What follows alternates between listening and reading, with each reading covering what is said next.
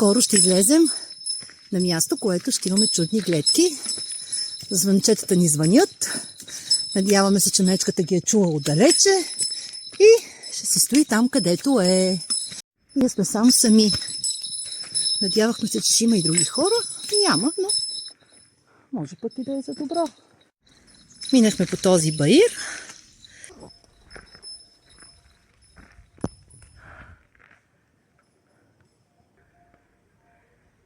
Невероятно място. Трябва всеки да дойде. Ботев, ето тук. Обвит. Облаци. Мисля и съм почти сигурна, че това е Купена. И от най-трудните за качване върхове. А ние продължаваме напред. Още едно чудно място. Чува се водопада. А нашата пътека е тук долу. Страхуваме се за мечки. Шумим. Пуснали сме музика. Страшничко е, леко. Дано единствената мечка, която срещаме, да е тази. Дано. Предстои ни гора. Само ние сме тук. Втора чешмичка. И сега предстои едно невероятно, огромно, вековно дърво. Вижте.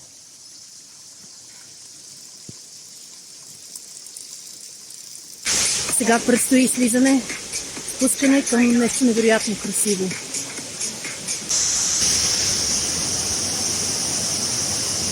Това е най-красивата и чиста вода, която някога съм виждала.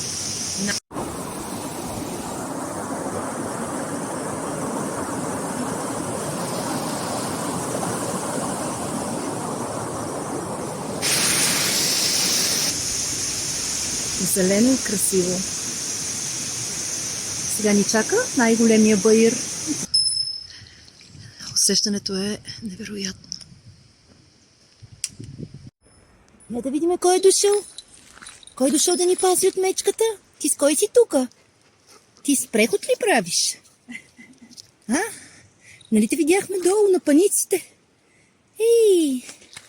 Ей, хубаво. Хубаво куче, добро куче. Хайде с нас. Всъщност вече сме трима.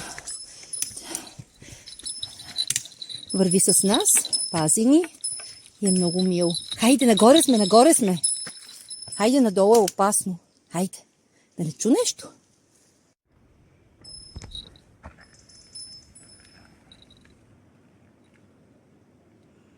Какво ли му се е случило на това дърво?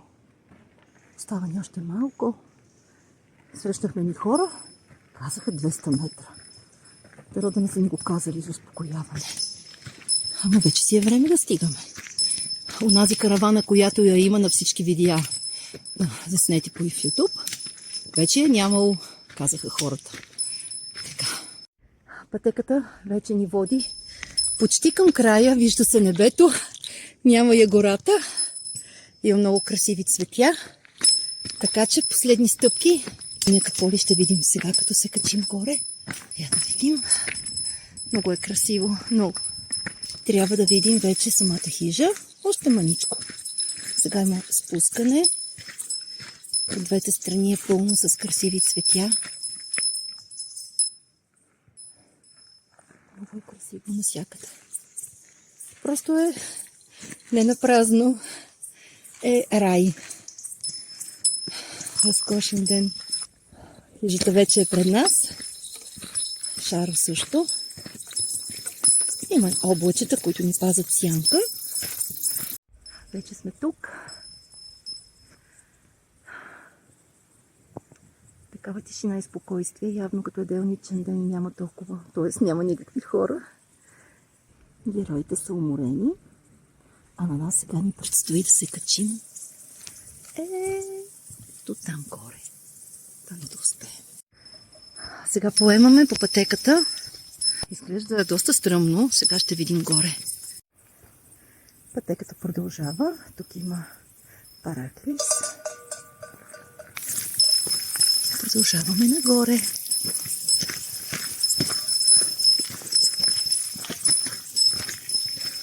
Времето е хубаво. Дано така да остане. Защото има шанс да се вали. ранния следобед.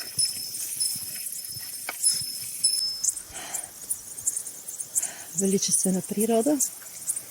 Нямам търпение да стигнем.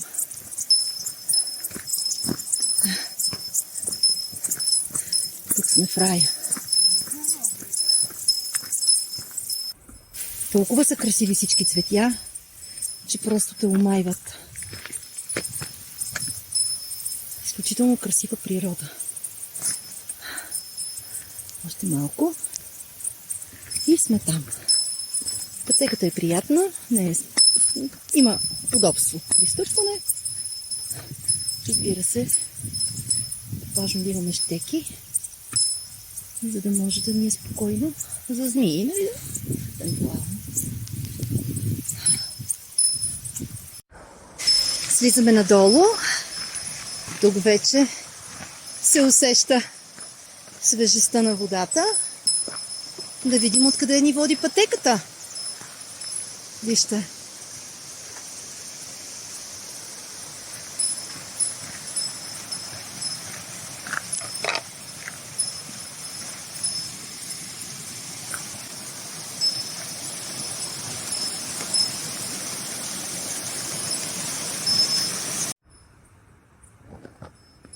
Айде още малко. Изобилие от цветя.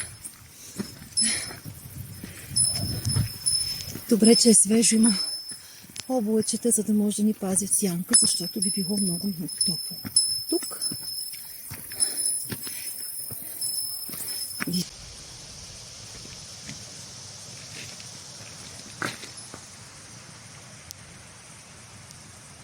На нас ни остава още малко. И къде отиваме? Ето там.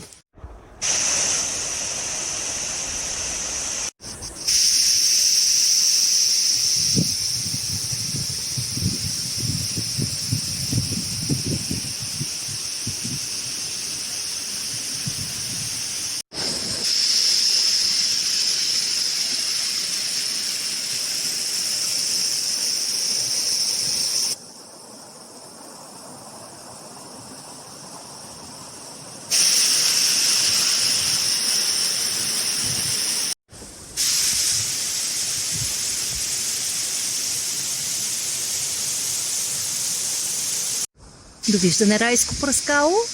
Ще дойдем отново. Този път с приспиване на хижа рай.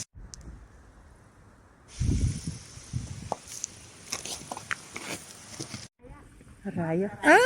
Малко конче. Леле. Колко са красиви. Не. Малко конче. Сега сме обратно в хижата. Ще си вземем набързо по нещо и потегляме.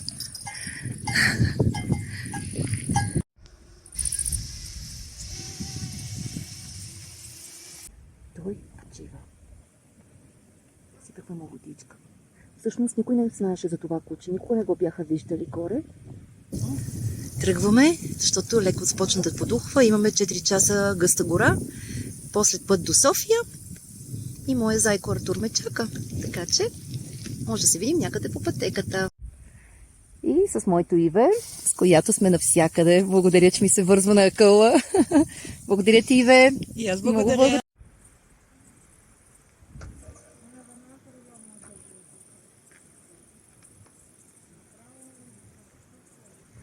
Последни моменти на хижата.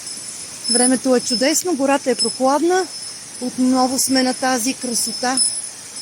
Помните ли онази най-красивата вода? Ето тук, кучето е с нас. Намерихме си един приятел за изпътя, един човек, който с нощи късно в 10 часа се е качил на рай и там е нощува в палатка. Сега слиза надолу и пак ще нощува в палатка. Смел човек, много приятна комуникация и така не сме самички. Ето гората, пътеката и оп! Ето тук е красотата.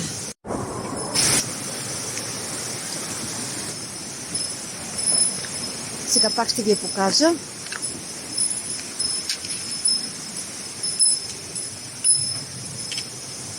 Гледайте каква красота. През цялото време трябва да следвате ето тази маркировка. Бяло, синьо, бяло. Натам. А ние сега сме натам. Вижте колко е красиво в гората. Стара планина е любимата ми планина. Хайде! Ти да не се къп! Хайде, прекрасно куче! Хайде, давай! Хайде, добре! Хайде, ти ще ме водиш! В Стара планина преходите са дълги, изморителни. Тази огромна планина няма как да се обходи за един час, за да стигнем до някое красиво място, така че трябва търпение. Ето тук. Трябва да минем. Хоп.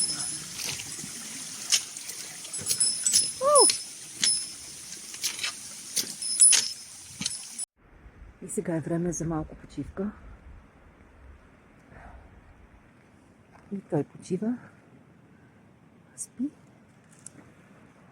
А ето там, тези гъсти гори, сме минали ние. Право не мога да си го представя, но е факт. Денят все още е прекрасен. Връх Ботев така и не се разкри. Цял ден е в облаци.